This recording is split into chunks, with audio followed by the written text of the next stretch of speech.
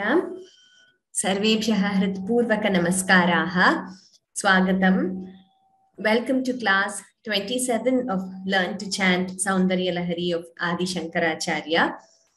So we have completed till the 64th verse in the previous class. Today, as usual, we will revise the verses learned in the previous session, that is 61 to 64, and learn the new verses for today, that is 65 to 68. So let us begin with Guru Vandanam and Mangala Shlokaha.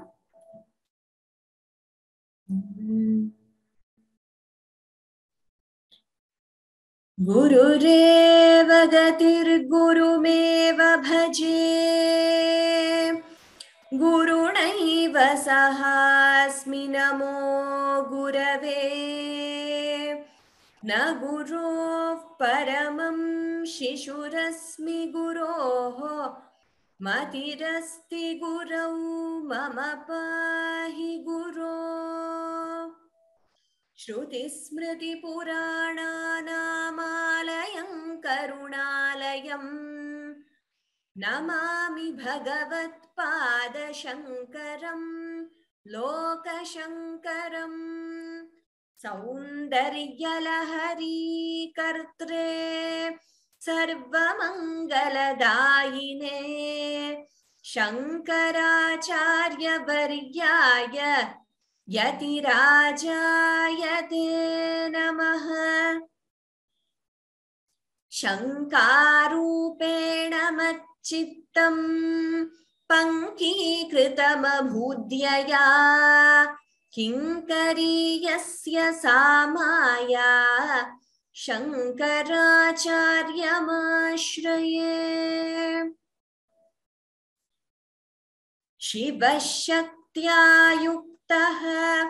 Yadi bhavati shakta prabhavitum na chedevan devaha na khalu kushalaspanditum atastvamadhyam harihara virinchadibhirapi pranantum stotum va kathamakrita punya prabhavati.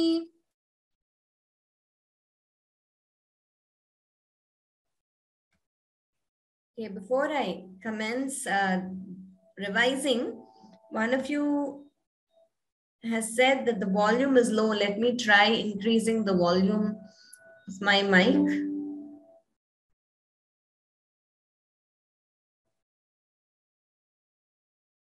I hope you're able to hear me. Okay, volume is okay. Maybe you have to increase the volume on your system. Okay, everyone says volume is good. Saraswati Bhagini, please increase the volume on your system. Probably the volume there is low. Okay, dhanyavadaha. Thank you, everyone. I will begin with verse 61 now.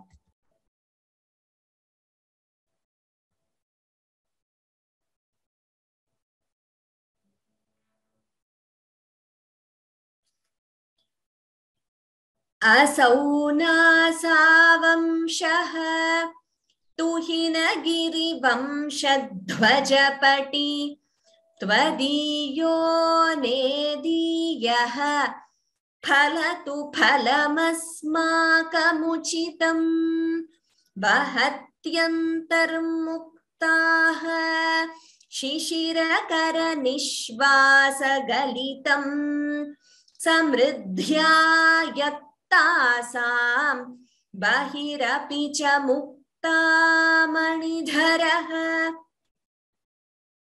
prakritya raktayaha tava sudati dantachadaruchehe pravakshye sadrishyam janayatu phalam vidrumalata na bimbantadbimba Pratiphalana ragadharunitam tula madhyarodhum kathamiva vilajjeta kalaya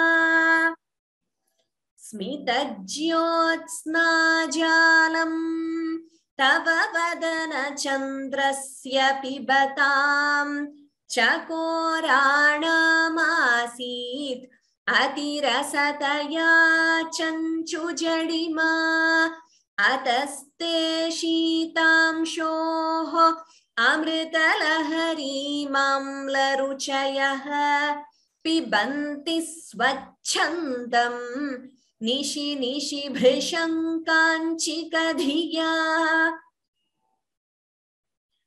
अविश्रान्तं पत्युः गुणगणकथाम्रेडन जपा जपा पुष्पच्छाया तव जननि जिह्वा जयति सा यदग्रासीनायाः स्फटिकदृशदच्छच्छविमयी सरस्वत्या मूर्तिः परिणमति माणिक्यवपुषा. Okay, let us begin now with the 65th verse. Prithvi, please unmute. So welcome once again to all of you and to the panelists. We have Prithvi, Shivani, Charu and Vihan. Yes, so Prithvi will be helping us with Anucharanam for the 65th verse. Rane jitva daityan. Rane jitva daityan. Rane jitva daityan. Apahrita shirastraih kavachibhihi. Apahrita shirastraih kavachibhihi. Apahrita shirastraih kavachibhihi.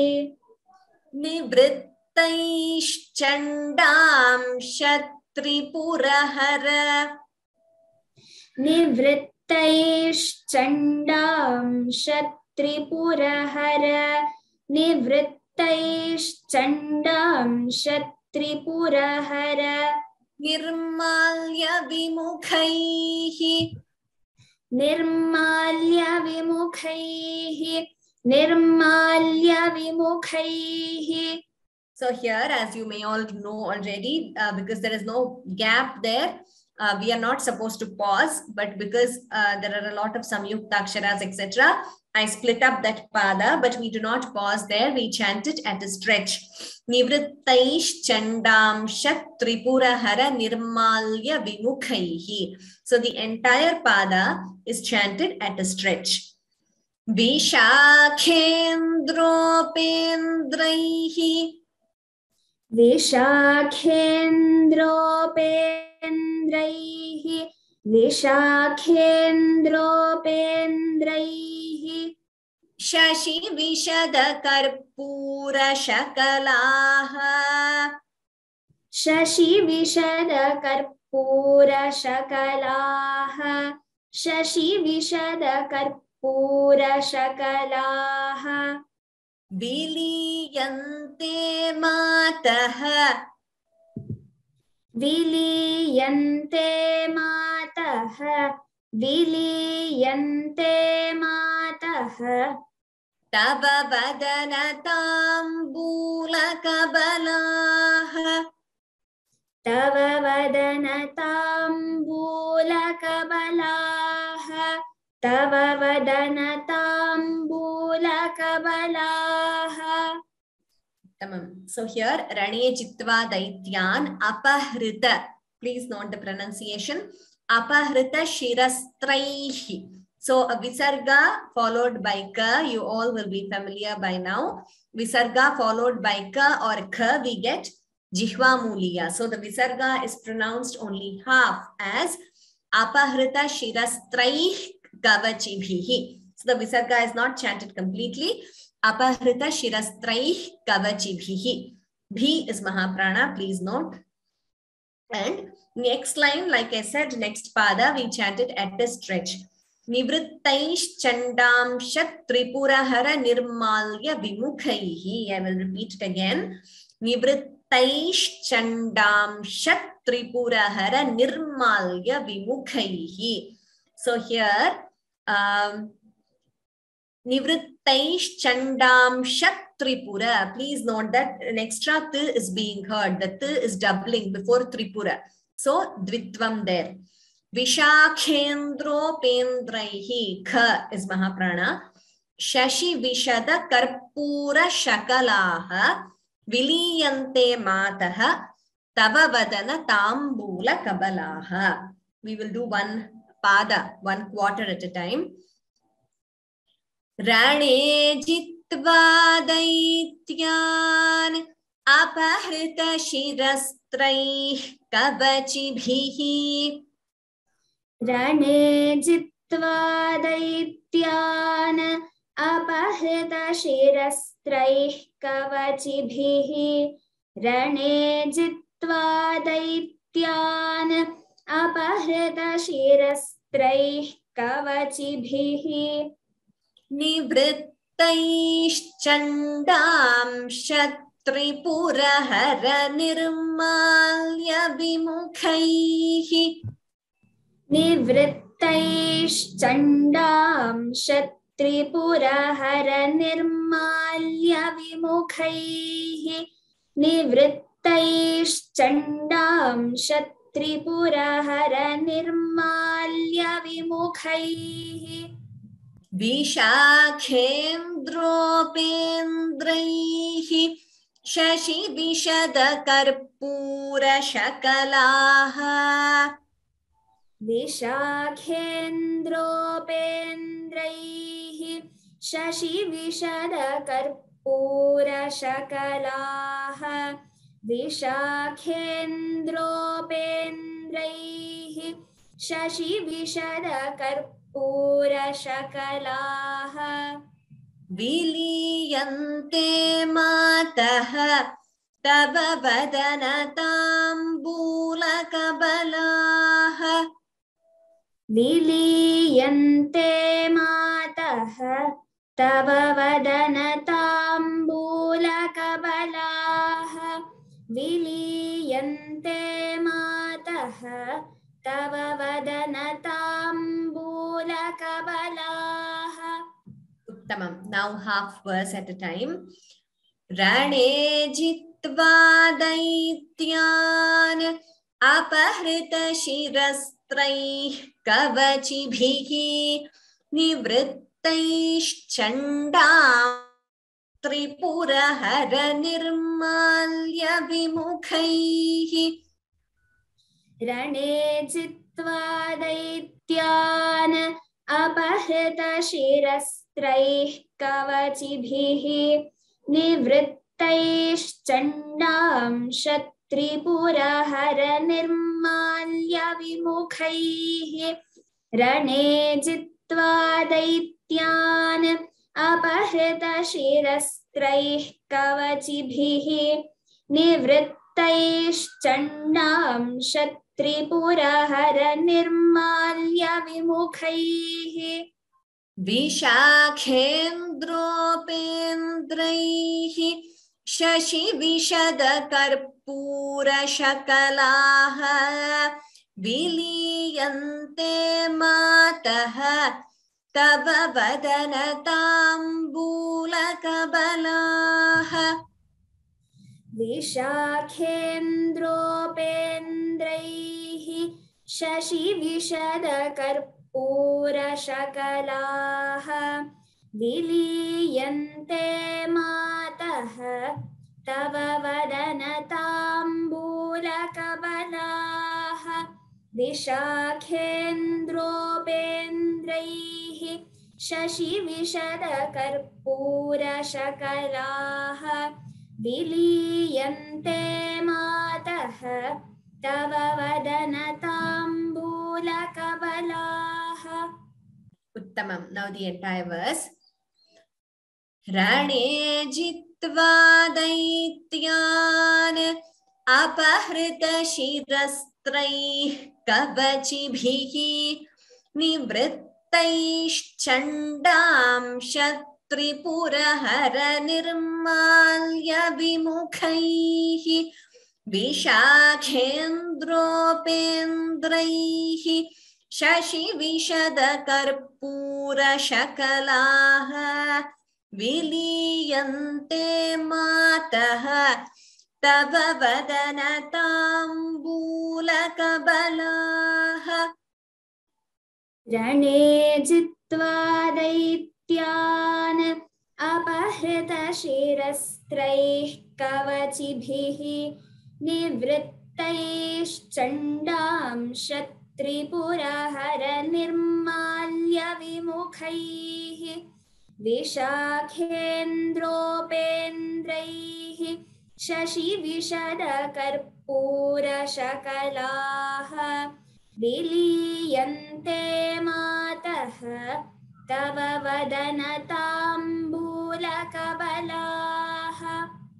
रणे जित्वा दैत्यान् अपहृतशिरस्त्रैः कवचिभिः निवृत्तैश्चण्डांश त्रिपुरहर निर्माल्य विमुखैः विशाखेन्द्रोपेन्द्रैः शशिविशदकर्पूरशकलाः विलीयन्ते मातः तव वदनताम्बूलकबलाः।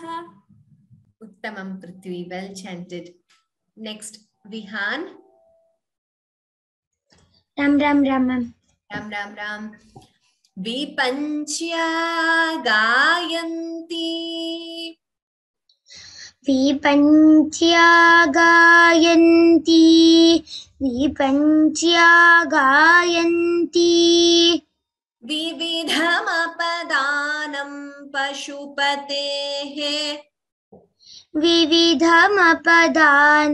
पशुपतेः विविधमपदानं पशुपतेः त्वयारब्धे वक्तुम् त्वयारब्धे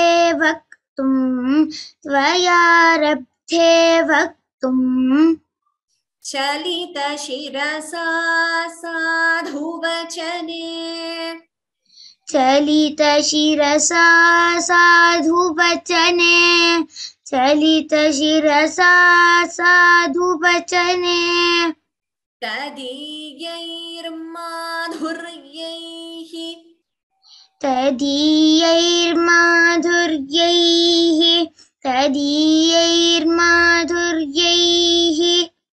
अपलपिततन्त्रीकलरवाम् अपलपिततन्त्रीकलरवाम् अपलपिततन्त्रीकलरवाम् Kalaravam. Okay. Apalapita tantri kalaravam. Once again.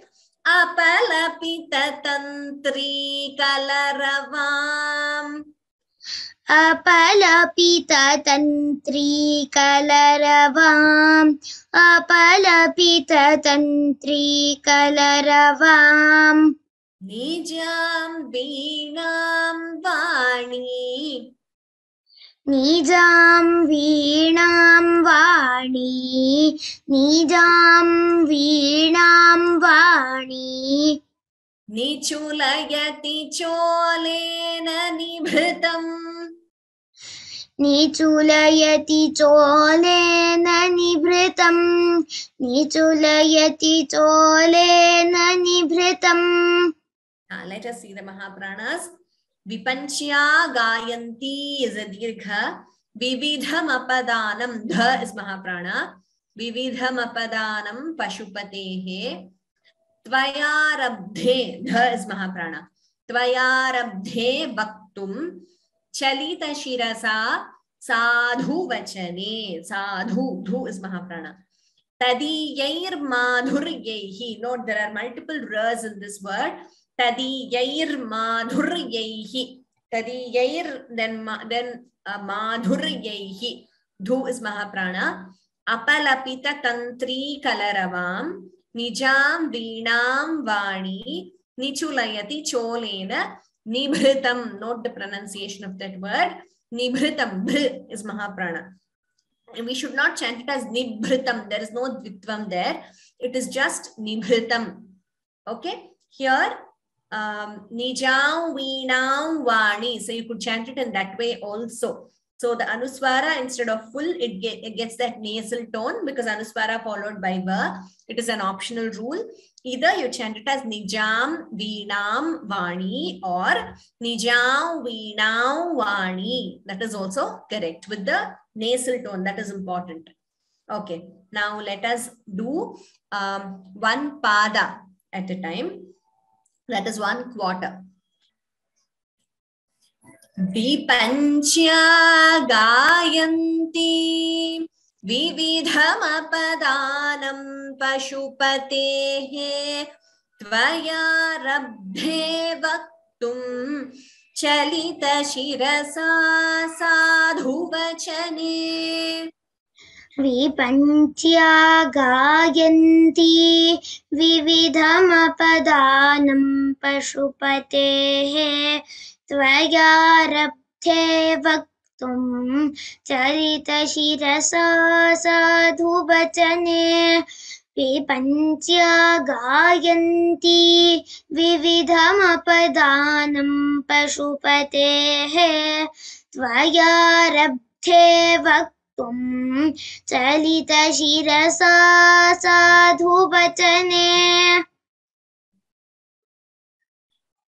Tadiyair madhuryaihi apalapita tantri kalaravam nijam veenam vani nichulayati cholena nibhritam. Tadiyair madhuryaihi apalapita tantri kalaravam nijam veenam vani nichulayati cholena nibhritam. Tadiyair madhuryaihi apalapita tantri kalaravam nijam veenam vani nichulayati cholena nibhritam. Okay, now let us do the entire verse. Vipanchya gayanti vividhamapadanam pashupatehe tvaya rabdhe vaktum chalita shirasa sadhu vachane. Tadiyair madhuryaihi apalapita tantri kalaravam nijam veenam vani nichulayati cholena nibhritam. Vipanchya gayanti vividhamapadanam pashupatehe tvaya rabdhe vaktum chalita shirasa sadhu vachane.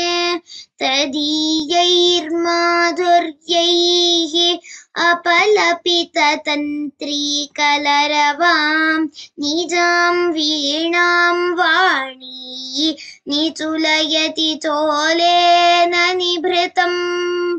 Vipanchya gayanti vividhamapadanam pashupatehe tvaya rabdhe vaktum chalita shirasa sadhu vachane.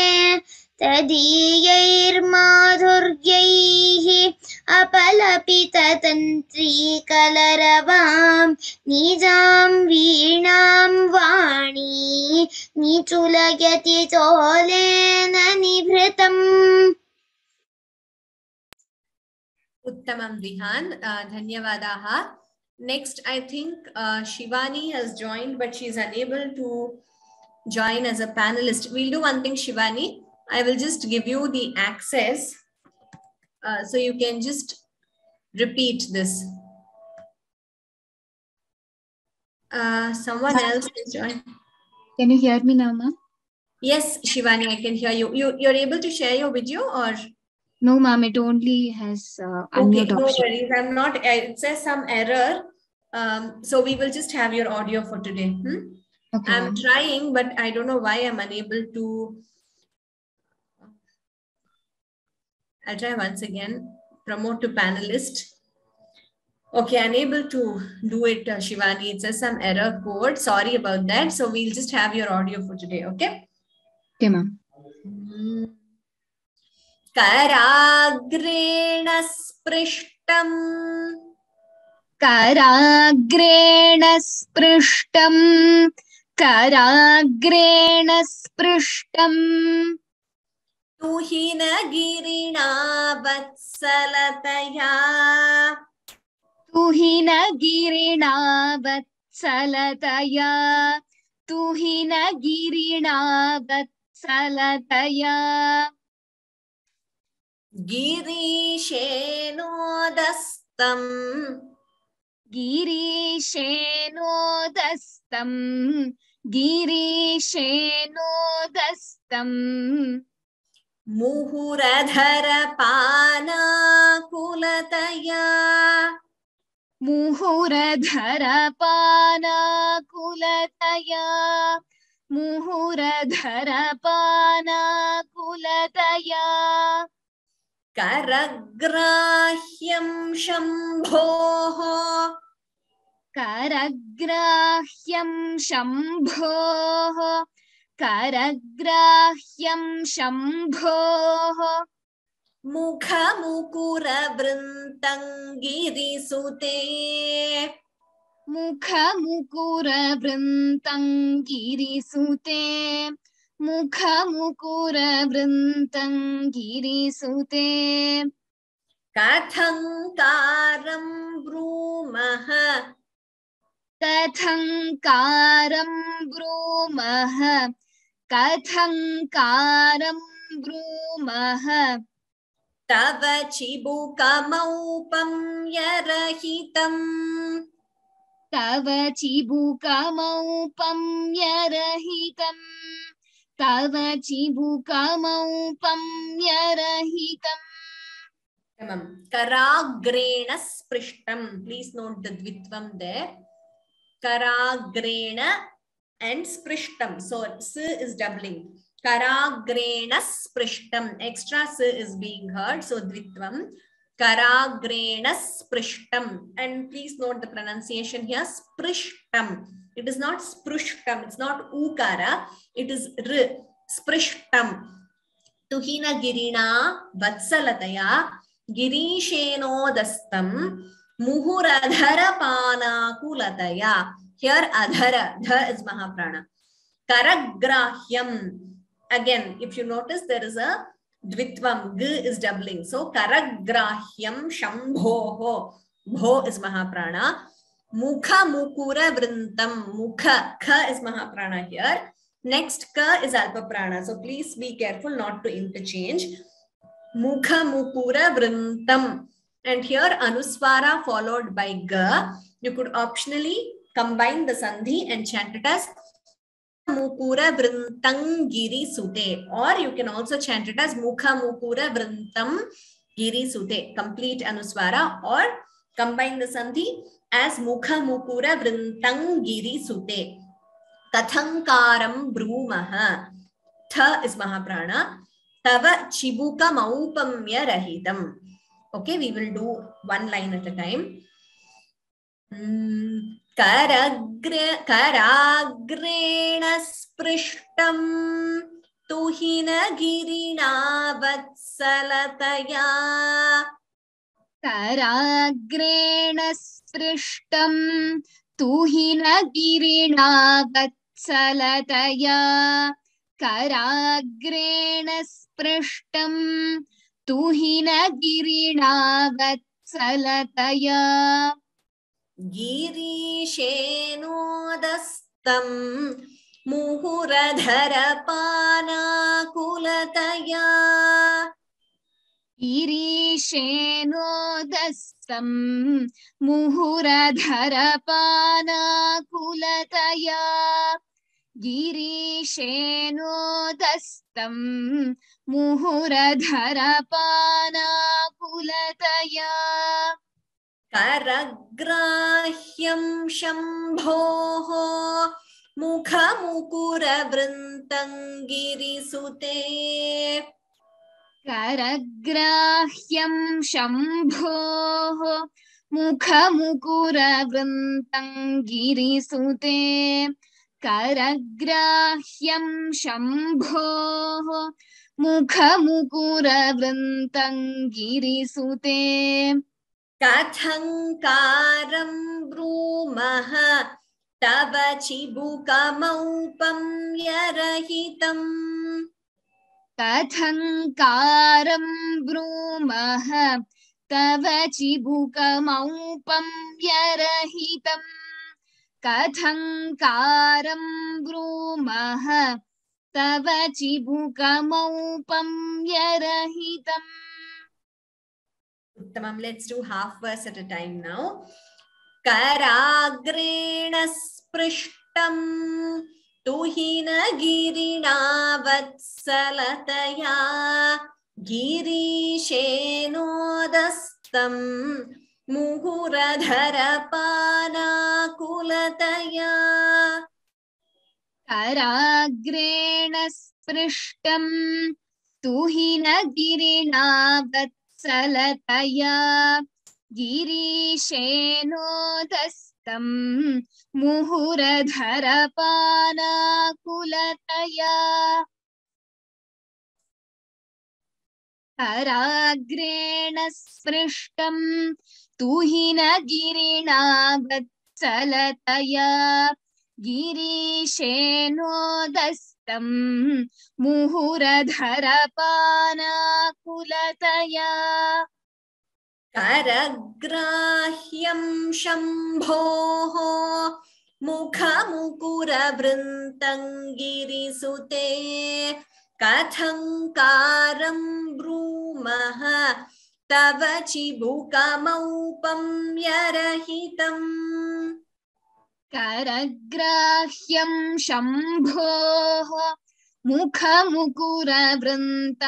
गिरिसुते कथङ्कारं ब्रूमः तव चिबुकमौपम्यरहितम् करग्राह्यं शम्भोः मुखमुकुरवृन्तं गिरिसुते कथङ्कारं ब्रूमः तव चिबुकमौपम्यरहितम् Uttamam, let's do the entire verse now. Karagreణ sprishtam tuhina vatsalataya girishenodastam muhuradharapaanakulataya karagrahyam shambhoho mukhamukuravrintam girisute कथङ्कारं ब्रूमः तव चिबुकमौपम्यरहितम् कराग्रेण स्पृष्टं तुहिनगिरिणा वत्सलतया गिरीशेनोदस्तं मुहुरधरपानाकुलतया करग्राह्यं शम्भोः मुखमुकुरवृन्तं गिरिसुते कथङ्कारं ब्रूमः तव चिबुकमौपम्यरहितम् कराग्रेण स्पृष्टं तुहिनगिरिणा वत्सलतया गिरीशेनोदस्तं मुहुरधरपानाकुलतया करग्राह्यं शम्भोः मुखमुकुरवृन्तं गिरिसुते कथङ्कारं ब्रूमः तव चिबुकमौपम्यरहितम्. Uttamam. Shivani. Now let us go to the next verse. Shivani, you can continue because I think Charu and Prithvi have not been able to join. They were there in the beginning, but after we restarted, they are not able to join. Before that, Ratnadhar Mahodaya, I will have it checked. I think you mean 67, right? Verse 67 or 63? I think you mean 67th verse. There is an error in the last line. In Kannada version, I will have it checked and we'll rectify if there is any error there. Thank you for pointing that out. Now we will move to 68. Shivani, please continue. Yes, ma'am. Yeah. Bhujashleshan nityam. Bhujashleshan nityam. Bhujashleshan nityam. Puradamayitu kantakavati. Puradamayitu kantakavati. Puradamayitu kantakavati. Tava grivadhatte. Tava grivadhatte. Tava grivadhatte. Mukha kamalanala shriyamiyam. Mukha kamalanala shriyamiyam. Mukha kamalanala shriyamiyam. Svatashveta. Svatashveta. Svatashveta. Kalagaru bahula jambala malina. Kalagaru bahula jambala malina. Kalagaru bahula jambala malina. Mrinali lalityam. Mrinali lalityam. Mrinali lalityam. Vahati yadadhoharalatika. Vahati yadadhoharalatika. Vahati yadadhoharalatika.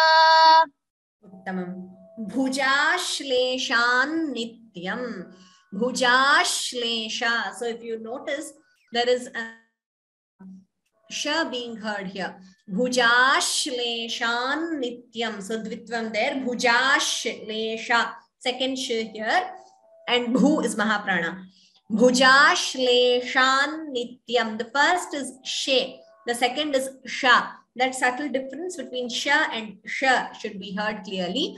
Puradamaituhu kantakavati. So visarga followed by ka, jihva muliya. So we chant the visarga half. Puradamaituh kantakavati. Tavagriva. Again dvitvam here. Tavagriva. Second g is being heard. So tavagriva dhatte. The g is doubling. Dha is Mahaprana. Mukha kamala nala shriyamiyam. Mukha, kha is Mahaprana. Kamala nala shriya. Again notice dvitvam nala shriya. Sh is doubling. Okay, so dvitvam. Mukha kamala nala shriyamiyam.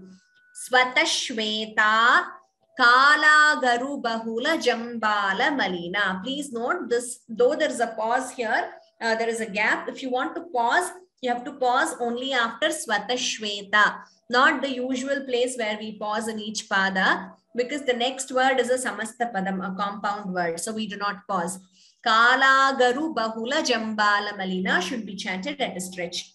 Mrinali lalityam vahati yadadho. Here the first da is alpa prana, second dha is Mahaprana. Vahati yadadho haralatika. Okay, please note a lot of dvitwams here in this verse. We will do this again. We will do one pada at a time. Bhujashleshan nityam. पुरदमयितुः कण्टकवती भुजाश्लेषान्नित्यं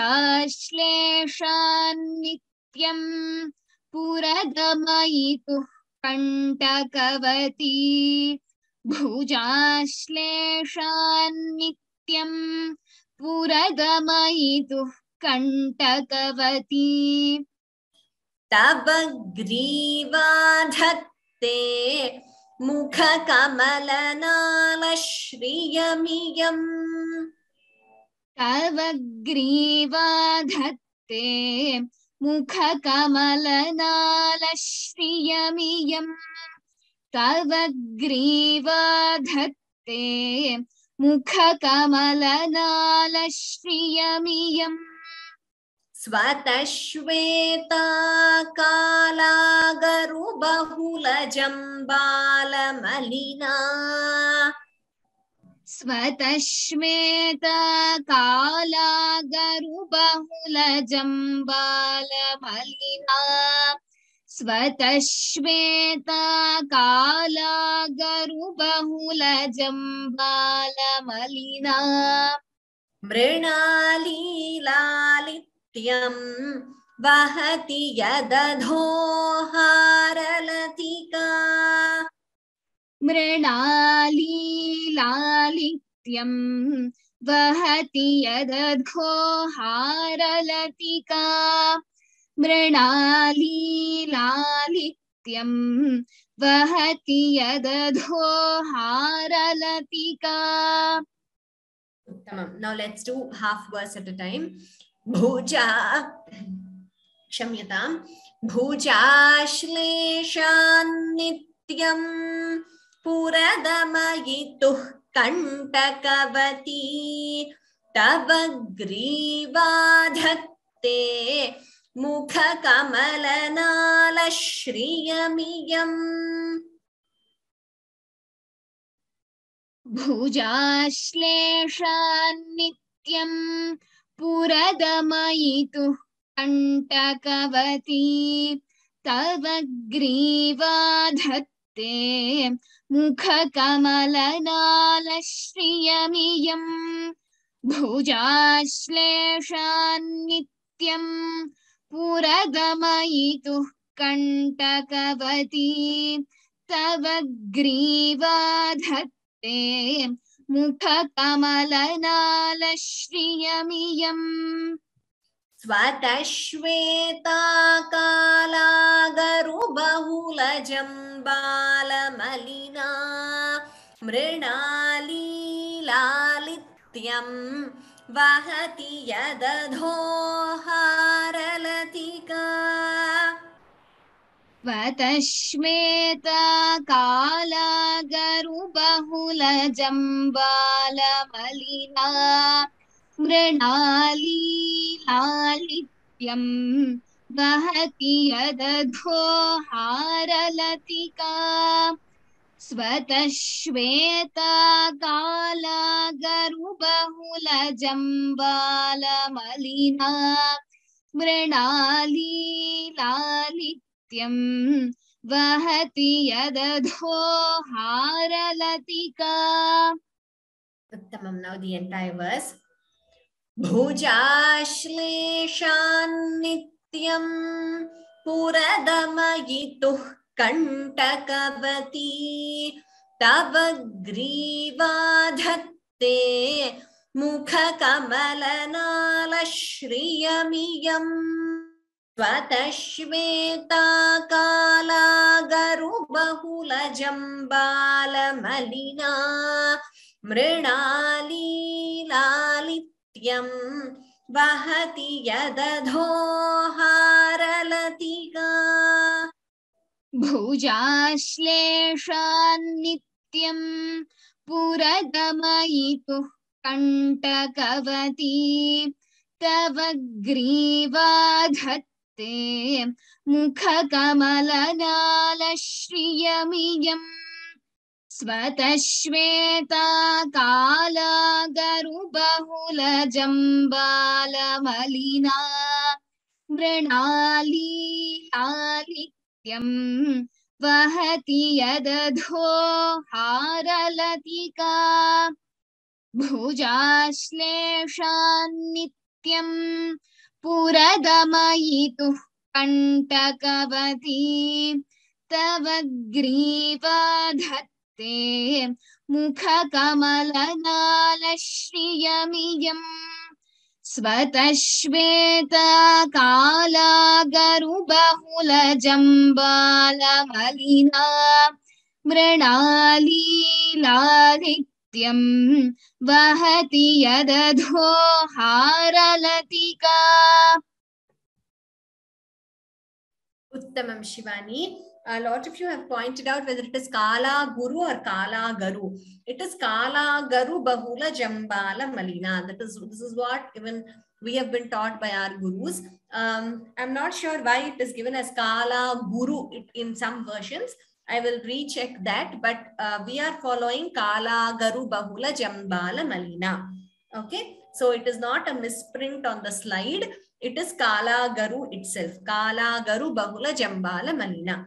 So this, and even in the previous verse 67, some of you said there is a difference in the fourth line in Kannada version.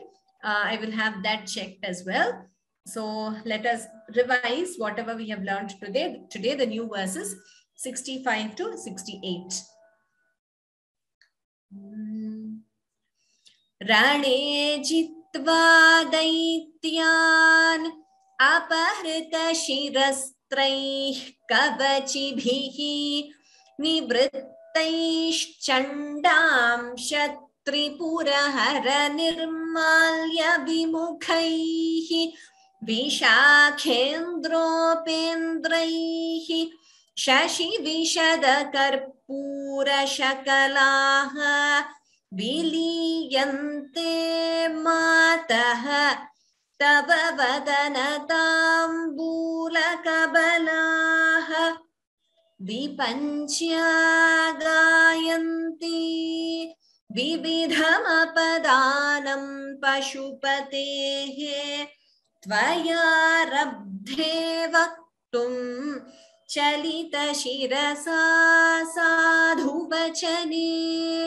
तदीयैर्माधुर्यैः अपलपिततन्त्रीकलरवां निजां वीणां वाणी निचुलयति चोलेन निभृतम् कराग्रेण स्पृष्टं तुहिनगिरिणा वत्सलतया गिरीशेनोदस्तं मुहुरधरपानाकुलतया करग्राह्यं शम्भोः मुखमुकुरवृन्तं गिरिसुते कथङ्कारं ब्रूमः तव चिबुकमौपम्यरहितम् भुजाश्लेषान्नित्यं पुरदमयितुः कण्टकवती तव ग्रीवाधत्ते मुखकमलनालश्रियमियम् स्वतश्वेताकालागरुबहुलजम्बालमलिना मृणालीलालित्यं वहति यदधो हारलतिका. Okay, so we have completed till verse 68. In all likelihood, there might be a revision next class. I'm unable to take next week. In all likelihood, there might be a revision, probably by one of our panelists, Prithvi. So I will keep you posted. I will send you an email. So please revise the verses, all of you. Jayanti Sridhar Bhagini says, panelists Anucharanam is very good. So please pass our blessings to them. Definitely, Bhagini, we all need your blessings. Valluri Mahodaya, 65 fourth line. 65 fourth line. Viliyante. Viliyante mataha tava vadana tambula kabalaha. Okay, I hope that's clear. I'm unable to understand exactly because in English sometimes the pronunciation is different. Viliyante mataha tava vadana tambula kabalaha. Okay. Yes, so we will conclude. Manjunath Mahodaya says, please convey my gratitude to Shivani, Prithvi and Vihan. Dhanyavadaha Mahodaya. Charu also had joined us, but unfortunately after the disruption, when we got back, some of them couldn't join again today. Telugu version also, Ravi Mahodaya, 67th verse. I will get that checked also in the Telugu version. Thank you very much. Actually, it would be very helpful. I request you all, those who are looking at the Kannada and Telugu versions, wherever there is such a discrepancy, you tell me in class, and that's very helpful. I also pass it on to the team to change that on the portal in the PDF. But if you could also send me an email, that would be very helpful for our record. So we will know where exactly there are changes. So there have been some changes in other shlokas as well, in other verses, and most of them have been corrected so far. So we will also have a record of that. So if possible, please, those who are looking at Telugu and Kannada, wherever you come across such discrepancy from what we chant in class, please send me an email. That would be very helpful. Dhanyavadaha. Thank you all very much. We will, as usual, conclude with Shanti Mantraha.